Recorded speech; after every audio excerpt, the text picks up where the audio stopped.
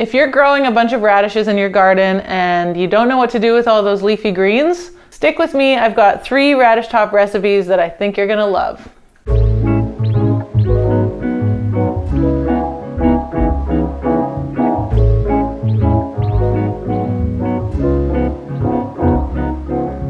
If you grow radishes at home, you will know that you get a ton of greens, and a lot of people don't know that you can actually eat them.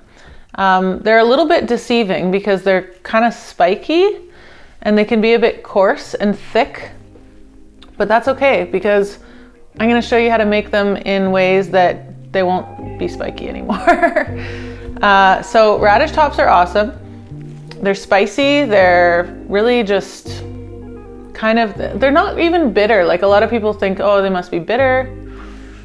They're really spicy, but they're really refreshing and they're quite abundant. So it just doesn't make any sense to throw them out. So we're gonna be making 3 recipes with radish tops today, and I hope you love them all. First up is a radish top pesto. This is a bit of a cheat because I already have a recipe for a spinach and walnut pesto, which I have a video for. I'll link it above. You just make it like you make any pesto. You just use radish tops instead of any other green. So if you don't have basil, you don't have spinach, you don't have arugula or any of the other things that you typically make pesto with, but you have loads of radish tops, make pesto.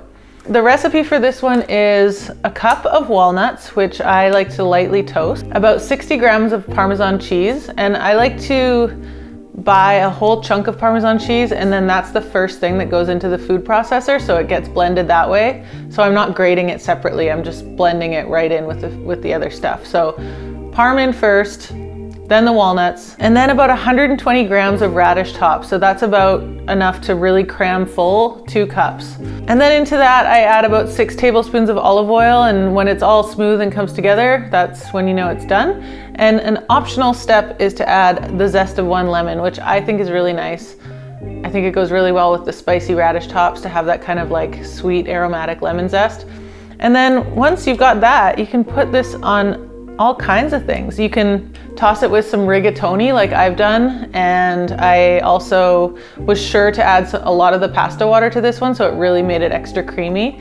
But that's such an easy, just simple pasta that comes together in no time. You can also, I don't know, what are we gonna do? Spread it on a sandwich maybe? Should I? Do I dare? I've got my homemade sourdough here. It was an ugly loaf, but it's a delicious loaf. Some of my loaves are coming out a little bit more ugly than others, but they've all been pretty tasty, I must say. Cut that puppy in half. Spread a little pesto. Look at this. And by the way, I made this pesto yesterday. And it's still really bright green. That's because I didn't add any lemon juice or cider vinegar, any kind of acid to it. Acid is a little bit of a funny one because you think it's gonna make things greener, and it does kind of for a second, and then after that it goes brown. So, or not brown, but it just kind of takes the peak greenness away. What else should I put on this? Maybe some radish? Why the heck not? I've got my own garden radishes. So if you're new to gardening, to veggie gardening, radishes are such a good first thing to grow. They're so easy and they're really fast. Like, I put these radishes in less than a month ago and they're already edible. So, I mean, you know, make a sandwich. I'm not gonna tell you how to make a sandwich, but you know how to make a sandwich. Yum. If you want, you can also mix it with mayo, make a little pesto mayo. That's so good on your burgers or your sandwiches or anything. Delish. All right, so that's the radish top pesto. Moving right along. Next up on the radish top recipe rundown is radish top soup. This is such a lovely soup, and I'm gonna give you a little I'm gonna spill the beans a little bit here. I wouldn't ever recommend to go out and buy radish tops or radishes so that you can have the greens to make any of these things. I really feel like they're really good, but they can easily be replaced with something else if you're not growing radishes. Like this soup, you could do it with spinach, you could do it with Swiss chard, you could even do it with kale or something. But I have radish tops, that's why I'm using them. For this radish top soup, I started with 2 medium onions in a medium-sized Dutch oven with some olive oil. The sweetness of the onion is really good with the radish tops. Into that I put 2 sticks of celery, as well as a lot of garlic, like 10 cloves of garlic, because I really want that oomph, as well as a teaspoon and a half of salt, and then 2 medium-sized potatoes. I used like a Yukon Gold potato for this. And then I covered that with about 1 liter of water, let it simmer until the potatoes are soft, and then chucked in a lot of radish tops. So I used about 250 grams. I don't know how many cups that is, but it's a lot of radish tops. And then just simmer that for about 5 minutes until the radish tops soften slightly, and then I used a hand blender to blend it all up, and finished it with some black pepper, quite a bit of black pepper, and a few grates of nutmeg, which is so nice with anything green and anything potatoey. So if you're ever wondering how to use nutmeg, green stuff, potatoey stuff, and some other things too. So that's it. So that's the radish top soup, and I'll put it in a bowl. But look at the nice consistency of this. So I'm a big believer that soup should be liquid. Like it should have body, but it really shouldn't be thick like baby food. That's pretty much my worst nightmare. I see a lot of people like, look at this soup, and it's like, no, that's a dip. That's like veggie, that's like a squash dip. All right, so that's my rant. Let's move this. And to finish this, I do also like to use a little cider vinegar or lemon, just because it really wakes it up a little bit. Just know that as with the pesto, if you add the acid a little bit early, it will kind of take away some of the color. If you're not super hung up on color, then just add it right away and that's fine. Ooh, it's so nice. It's perfectly seasoned.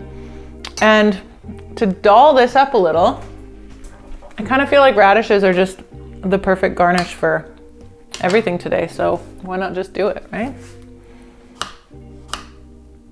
Little dollop of yogurt would be good on this too. And what else? A little bit of pepper. Hold on. I gotta do a dip.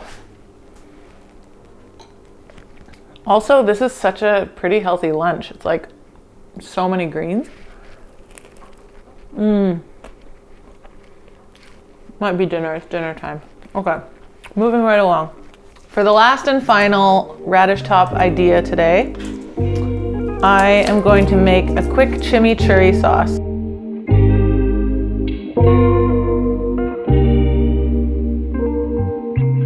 Usually chimichurri is made with parsley, fresh parsley, and today I'm making it with some parsley and some radish tops.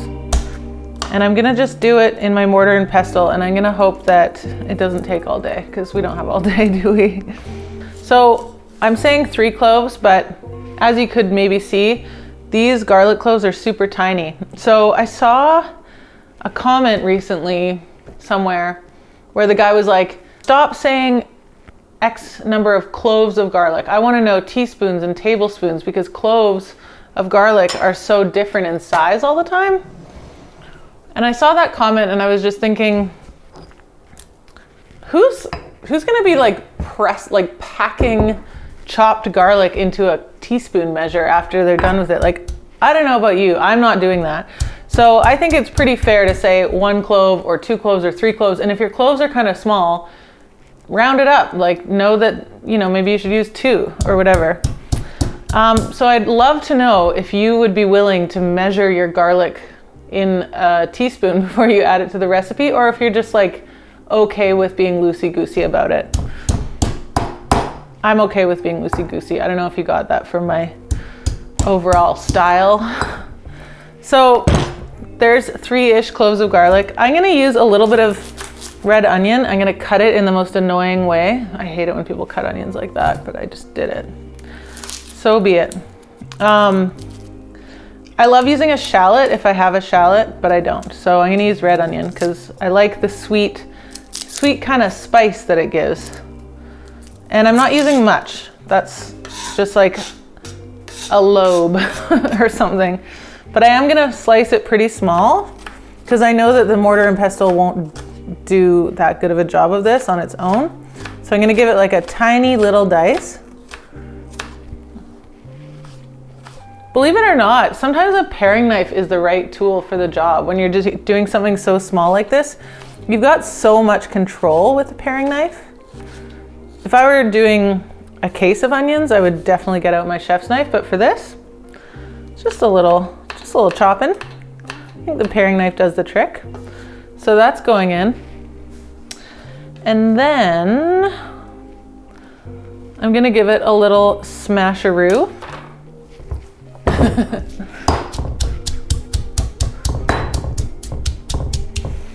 I'm gonna get mega onion wafts here.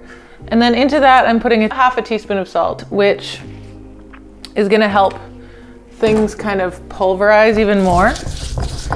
And then the greens go in. So I have about 50-50 radish tops and fresh parsley in my homemade bowl. I don't know if you can see that. Look how nice. So this is about half of a bunch of parsley. It was a pretty big bunch, and about the equivalent amount of radish tops. And I think I do need my big knife for this.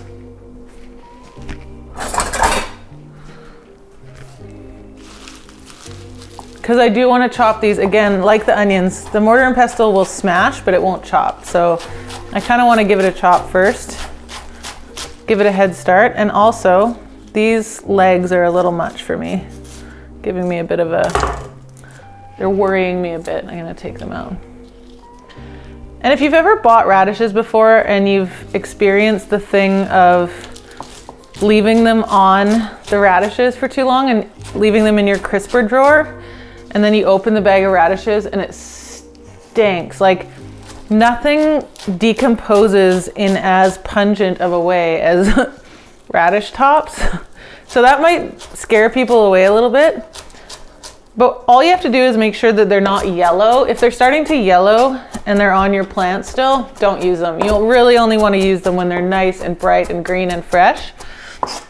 And they'll be great. Okay, so in goes that business. This might be a little bit too much. We'll see. Time to make sure the downstairs neighbor's awake. So the salt is really helping the pulverization happen here. But I'm not gonna worry about it too much. I'm not gonna like, there's gonna be some bits and that's fine. It's not like a fine paste. So the greens are nice and smashed up. It's starting to get real juicy in there. And then I'm gonna put in, I know I just said I don't measure things, but sometimes I measure things, and when it's easy, like you just have to scoop it. It's no problem. So a teaspoon of dried oregano. You can use fresh, but I actually just love dried oregano so much, and I love what it does to this. And then 2 teaspoons of red wine vinegar, which is so good. I love red wine vinegar. And then usually I would put some kind of fresh chili or, you know, like a jalapeno or some kind of serrano chili or something in here, but I don't have that. So instead, I'm gonna cut some of the oil with our homemade chili oil, which is, I've talked about it a bunch. It's just the best. So I'm gonna use about a teaspoon. This might be kind of spicy. And then about 100 mils of extra virgin olive oil, which I'm gonna eyeball.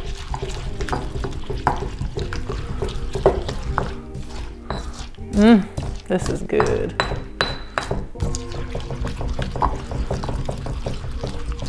And it kind of emulsifies weirdly with like the juices of the greens and the vinegar. You just kind of have to work it for a bit. Let's taste this stuff. Woo! I'm gonna add a bit more oil.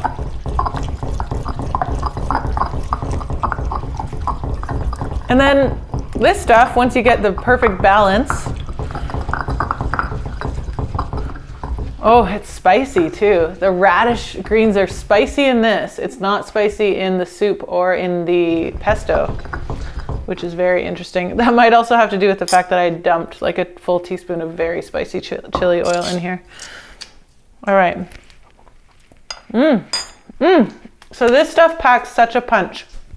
You want to drizzle this over chicken, a nice thinly sliced steak, scrambled eggs in the morning. You can make scrambled egg breakfast tacos with chimichurri. Oh, so good. What else? You can drizzle it just about over anything. You can toss salads with it. It's very, very powerful stuff. So use it wisely and enjoy it. We've got our Radish Top Pesto. We have our delicious Radish Top Soup. This is such a nice soup. I would just make this for like a lovely lunch. I mean, I know it's summer, but it's actually really rainy out right now. So this is very cozy. And then we've got our Radish Top Chimichurri, which is such a kicker. It's so good. And then of course my little sandwich. So that's it. And I am not going to eat this right now because I always do that, and then I just stuff my face and then I can't talk. Thanks so much for joining me for this Radish Top extravaganza. I hope you feel like you have lots of ideas on how to use them all up. And please let me know if you have any questions or if you run into any issues, and I'll be happy to help out. If you like this video, I'd love it if you'd click like, because that really helps me out, and it also helps me out when you subscribe and tell a friend about it. So any of those things are really, really great, and I'll see you next time.